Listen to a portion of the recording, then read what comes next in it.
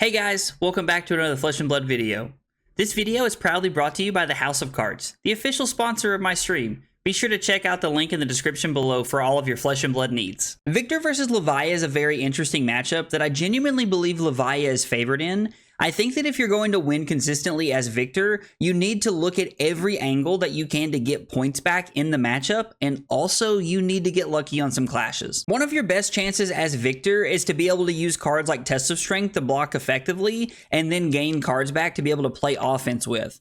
I'm also a big believer that Pummel is your best friend and that you really need effective Pummels to win this matchup. If the Levia player is versed in the Victor versus Levia matchup, then they understand that a lot of their game is going to be blocking and setting up, and then when they have a Blood Rush or an Artivore turn, they're looking to really take the tempo and put Victor on the back foot. Thanks for stopping by, guys. I hope you enjoy the match. Okay, we're playing against Levia, and we are going first. I'm debating if I want to let them filter. I don't think I do. I think we're just going to pitch the Clash of Vigor to make a surge off the Tec Plating, and then we'll just arsenal the sink below here. I'm a pretty big fan of this line. I think this is okay. Like, I don't really want to waste the gold because the shield is just going to be worth 3 points if we throw it here, and I think that's wrong. We could get kind of aggressive here with how we use our sink below and the shield here to like try and throw 10 overpower pretty aggressively here. I don't think that's necessarily a bad play. We just kind of have to see what our opponent throws at us. Okay, so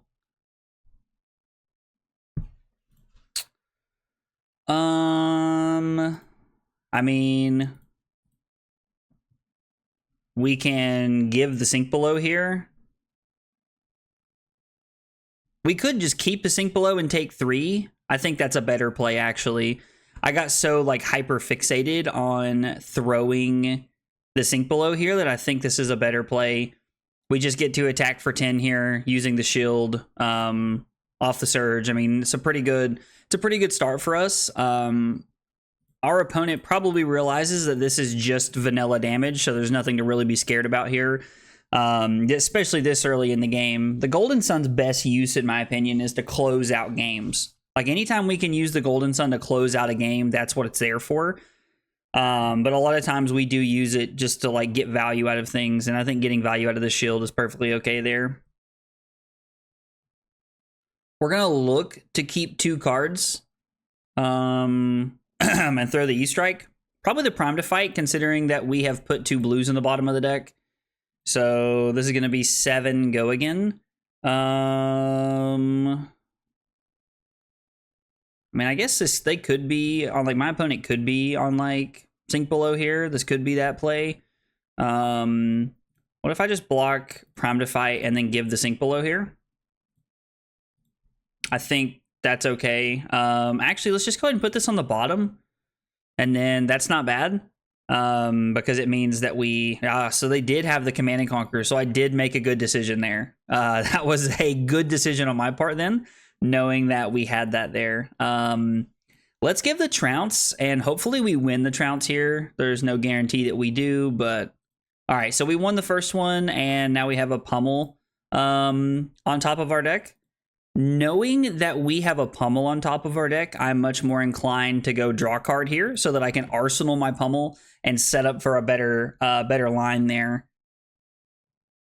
And I'm not, like, I never expect to win the Trounces or anything in this matchup. Like, there's not a huge rate of success with that in my testing, but I like to have them in the matchup just because Levia does play a lot of misses. So it is possible that we win Trounces. It's much more, we are much more likely to win a Trounce into Levia or into Reinhardt than we are into KO.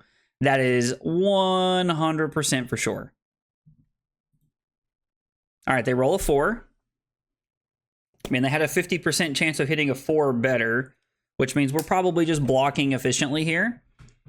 So let's block like this. Hopefully we win the Test of Strength. We both have 6s. Not crazy to see something like that. I do think that us winning this game, or like this looking that good for us, is going to involve us. I do think it's going to involve us winning some clashes here. We are also already down a full piece of equipment. Now, we did get 5 value out of the shield, which is exactly what we want. We want to block for 2 and then use this to, like, you know, propel a Golden Sun for 3. I mean, probably just block 6. I think that's, like, the best thing we're doing here. Like, we have a Pummel in our arsenal. We're trying to wait for a better hand to play our Pummel. And this is exactly what we found. So let's see. The Sink Below was card 4. The Trounce was card 5. And then we did not pitch anything last turn, so we're currently 5 cards into the deck. And this actually works out very well for us because we're going to block with a Thunderquake here. I am banking that they don't have like a Pummel here, but I guess anything's possible. They banished that. Okay. So I'm going to block 3 and just plan on taking 3 here. I was like, I don't think they have anything else to do. They take 1. I don't know why they didn't turn off their own blood debt there. So what we're going to do is make a Surge, throw the Command and Conquer, and then and now we have the Pummel floating here, so my opponent cannot flesh bag us, which is exactly what we want to see here. It's exactly what we want to see. So our opponent has to decide how they want to go about this. Like if my opponent, like they might just give us 3 cards in Bonebreaker. They might give us like a card Apex and Husk here. Like this isn't a bad window for our opponent to give Husk at all. Yep. That's a very honest exchange there. I like their choices there. So let's go 6-7. I think that's the better play here. And then this is going to be a lot, but I think we can take some damage to throw the Spinal Crush with a Pummel here. Block here. We'll take 4. Hopefully they don't have a CNC. I'm not a huge fan of like letting them get ahead, but I think that pummeling something very aggressive like a Spinal Crush can like give us a lot of like points in the right direction. We'll just go to 19 here. Our hand is very good and plays very well together. We've also like the Pummel being on top was very unfortunate for our Trounce earlier, but or chest, I think it was a Trounce, yeah, but it did work out for us to be able to arsenal it off the E-Strike. This is, I don't use draw a card on E-Strike very often. In fact, you can ask anybody who plays against me. I rarely use it. I think it's very wrong in Victor to use E-Strike for draw a card. But with that in mind, there are some situations where you've seen the top of your deck and you are able to kind of manipulate things. And I do enjoy being able to like use draw a card in moments like that. So we push through 7. Our opponent only has 1 card in hand and they don't have Go Again. Now they don't really care about Go Again. So we just went 6-7. This is going to be 8-9. So we're going to be 9 cards into the deck. This is not great for us. Yeah, this is not great at all. This hand's kind of mid, in all honesty, but all right. I mean, that's pretty good. We get to create a Surge and come in for 9. So winning the Vigor and the Test of Strength are actually really big right there. And then we get to come in for 9 here. So pretty solid turn all the way around. Our opponent was forced to take some blood debt there. And now we're coming in for 9 when we're up a point. So I think that's a very good 2-turn cycle for us, all things considered. And we still have a lot of equipment, and they're down to Flesh Bag and Scab Skins here. I guess if they want to flip into Blasmo by blocking with Scabs, they're keeping that open for themselves. Let's see, this is 10 and 11.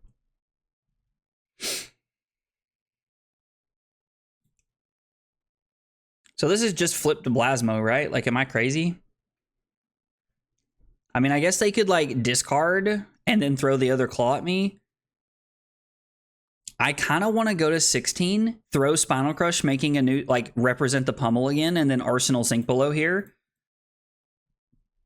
I don't hate this line of play. Like, I actually really like this line of play here.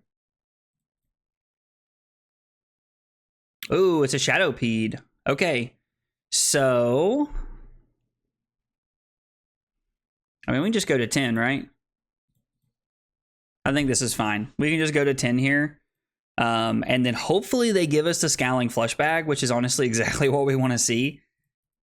Because we're going to arsenal the Sink Below. Now, there is something worth noting here that Mansant told me one time. And it's that if I am ever looking to stop my opponent from beating me once they flip, it's to just try and fatigue them, which means I should have blocked more aggressively there to not take damage since it was looking like they were going to flip. This is 12 and 13, and that gives us the ability to flip. Ooh, this hand's not great.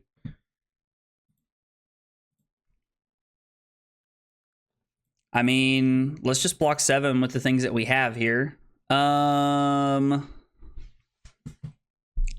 They have a better chance of missing, right?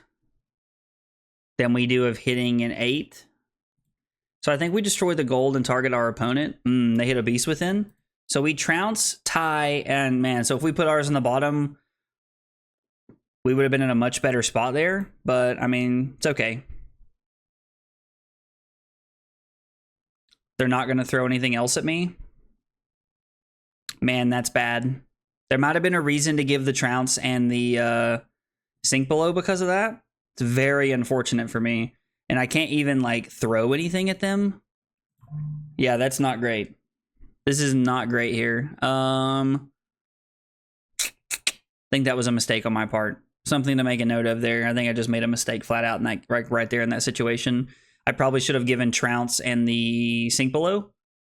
Maybe Test of Strength in the Sink Below because I have a better chance of winning that. And then I can sink the Trounce to the bottom. That's actually definitely the play here.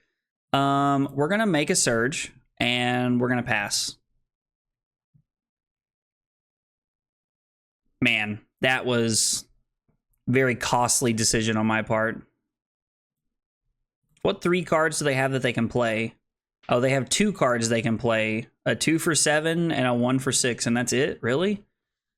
Have we seen any other Blood Rushes? Well, they all go face down, but I think that's the first Blood Rush they've even played.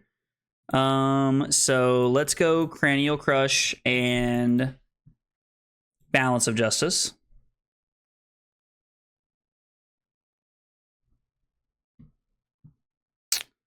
There are probably multiple ways they can punish me here. So I think we're going to go Command and Conquer and Tech Plating. Think that's the play here. And this is going to be for 8. So I'm going to crack Balance. Draw into a blue Chokeslam. We're going to block for 3 and then play Sink Below. We're not going to sink anything. We are going to take 1, go to 9, and then we're going to throw the Chokeslam at them. Make an Agility. All right. Now, the good news for them is that they're not banishing a lot of cards because like they're not just going to get fatigued very easily because they're not banishing a lot of cards every turn. But we're still getting to apply some decent pressure here, and we still have quite a bit of equipment here. So it really depends on if they plan on gaining any power here this turn. Like if they had a Blood Rush, me throwing the Chokeslam at them gets me a lot of value and a lot of tempo here. No, just gonna take 5 and go to 6. Okay, so the Crush, not a relevant effect here.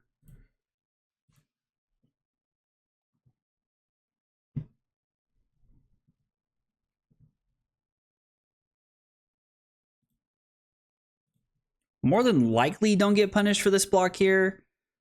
It could line up to where they could throw an extra claw at us, but I don't think that'll be the case here. We'll play the Sink Below, putting the Pummel on the bottom. Rather find a card that blocks better here. So we'll just look to put that on the bottom here.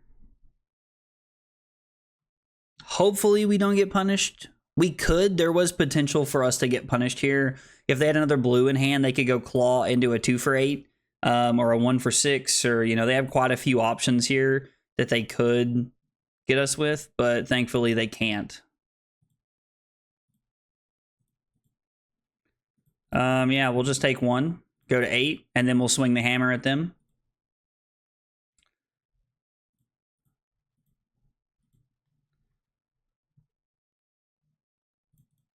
They must have a Blood Rush hand. They must have a pretty solid hand here if they're just taking this. We are really going to need to win this Trounce. think that is adamantly clear that we need to win the Trounce right here. So let's block 5. And we tie and tie, so nothing happens, and we have a blue Debilitate on top of our deck. Well, we're going to block everything we can here, but it's not looking good for us to be able to get out of this one. It's block 4, take 1.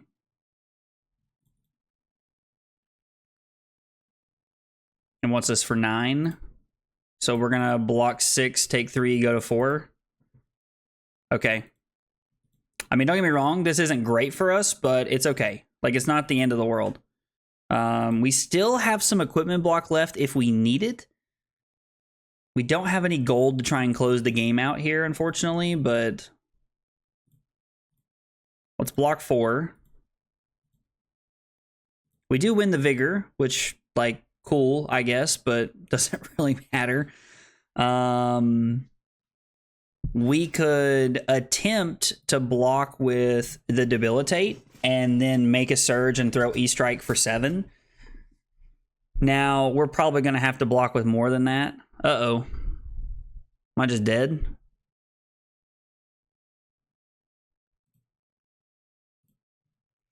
Well, we're not dead, but it's not looking good either. So we get to block 4, take 3, go to 1, and then we're hoping to not die to a Reckless Swing. Yeah, we're just trying not to die to a Reckless Swing at this point. Like, that's where we're at in the game, but I don't know that there's any world where we can ever play around it here. 7 forces at least 2 cards out of their hand. Of course, they may just block with 3 cards because they realize they're just trying to live to the Reckless Swing, or maybe they'll give us the Reckless Swing. This is where we would get a serious advantage of being able to see our opponent's banish zone here. The fact that they're playing the Artivore is pretty promising for me. Yep, they're going to go banish. They banished a Boneyard Marauder.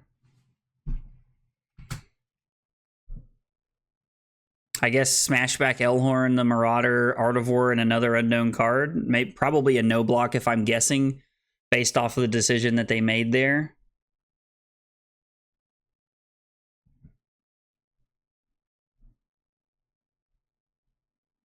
Okay. They block it out.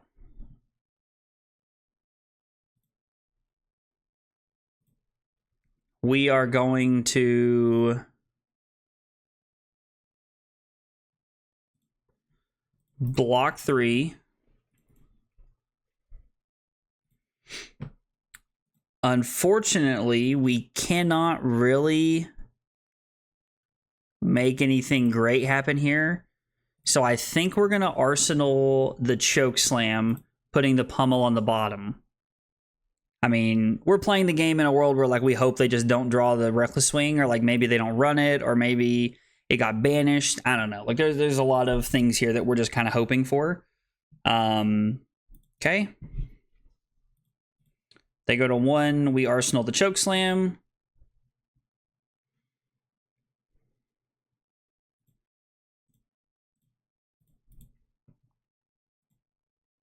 Winning the Vigor is really big for us there. I'm surprised they didn't roll. Kind of figured they would roll. I mean, yeah, we're just going to throw 8 Dominate. This makes it more difficult for them to have the Reckless Swing. Because if they have any misses in their hand, then, like, they're in a bad spot. Okay, they just didn't have it. I guess they must have banished it, and we were able to cross the finish line with Macho Grande there. Pretty early on in the game, my opponent throws a Hungering Slaughter Beast at me with Go Again for 7 power, and I block with a card from hand and sink below from Arsenal. Now, this seems like a duh forehead kind of moment, but there are a lot of times when I'm happy to take 3 or 4 damage, or even give 2 cards from hand to hang on to a sink below, if it means that I think I can use it better at a later time. Me giving the sink below in the first attack right there freed me up to where I only had to block with 1 card on the Command and Conquer, giving me more value going into the next turn cycle. So it was a pretty heads up play to play around the Command and Conquer. Turns 5 and 6 were really interesting turn cycles because I threw the Command and Conquer, threatening the Pummel from my arsenal in a way that my opponent could not fleshbag it away. They gave a card from hand the last counter on Bonebreaker, and then they actually gave me Husk. This was a huge win for me. Now, don't get me wrong, my opponent gets a lot of value out of giving me Husk right there, but I was also able to go in the next turn with the Surge from the previous turn to be able to throw Spinal Crush with Pummel, which also gave me a lot of tempo to get back into the game. On turn 10, I was able to get a lot of value out of my entire turn cycle. I was actually able to block with Balance of Justice against their Blood Rush and use a Sink Below and then just block very effectively to still go into my turn and throw a Chokeslam at them. Now, having the Surge from the previous turn made that possible, but still, this is a very good turn cycle and really a reason to point out how broken Balance of Justice is into Blood Rush Bellows. Thankfully, at the end of the game, I was able to close it out with the Macho Grande. Now, I was at 1 for a long time, so there was a lot of concern that my opponent had a Reckless Swing left in their deck. I'm not sure if they banished it off of Blasmo or if it maybe went away later and I just missed it, but I was very thankful that that match played out that way because there are a lot of games where I probably just lose to Reckless Swing after I fall down to 1 like that. Guys, if you see anything you think I missed, let me know in the comments down below. I'd love to hear about it. If you liked the video, be sure to like and subscribe for more content. Thanks for watching, and I'll see you next time. Take it easy, guys.